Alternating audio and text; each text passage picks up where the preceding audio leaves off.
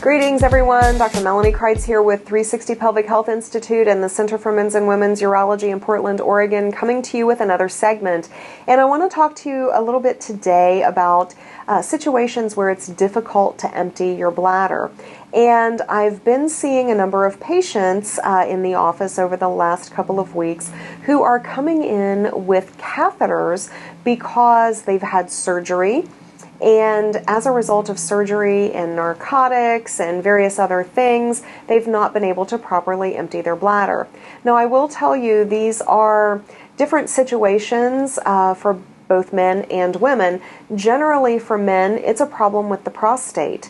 I have had patients who are gentlemen who come in and they've got a catheter or have had to have a catheter inserted after surgery as a result of an enlarged prostate, and they never knew that they had an enlarged prostate before because going into surgery they were voiding and peeing perfectly normally.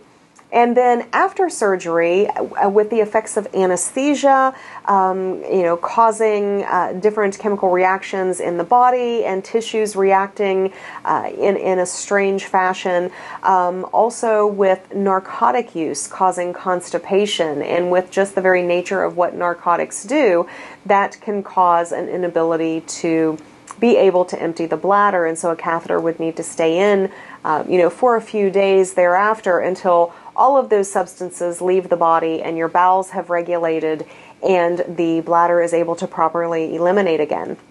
Same thing can happen with ladies. Constipation is the number one cause of urinary retention or inability to empty the bladder for both men and women. And when it comes to a surgical process, it's generally a result of anesthesia and narcotics and constipation, as well as other medications that can cause a drying effect as well with the body. So in those instances, generally what happens is a catheter is inserted for a few days.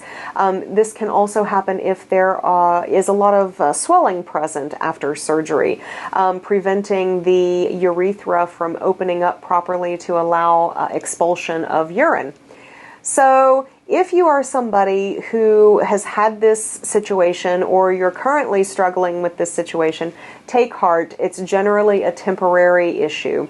What I suggest is drink plenty of water to allow the bladder and the kidneys to flush out normally and to also flush the anesthesia and the narcotics out of your system.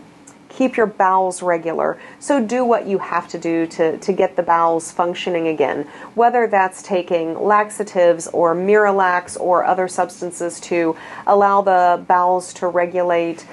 Keeping in mind, if you use fiber, you have to drink plenty of water with that because fiber is also a bulking agent if you don't drink plenty of water. So, meaning if you don't drink enough water, you can actually create more constipation. So if you're going to take fiber, of course, drink plenty of water to help regulate the bowels. And you will likely be referred to a urologist to make sure that when that catheter comes out, you're able to pee. Again, take heart. It's generally a temporary situation. For some people, it lasts a few days. For some people, it can last a week or more.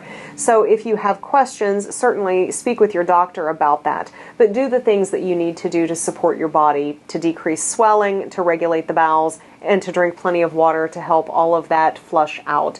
So I hope this helps. As always, if there are any questions, send your questions in. I love answering your questions. And as always, thanks for letting 360 Pelvic Health Institute help restore your confidence.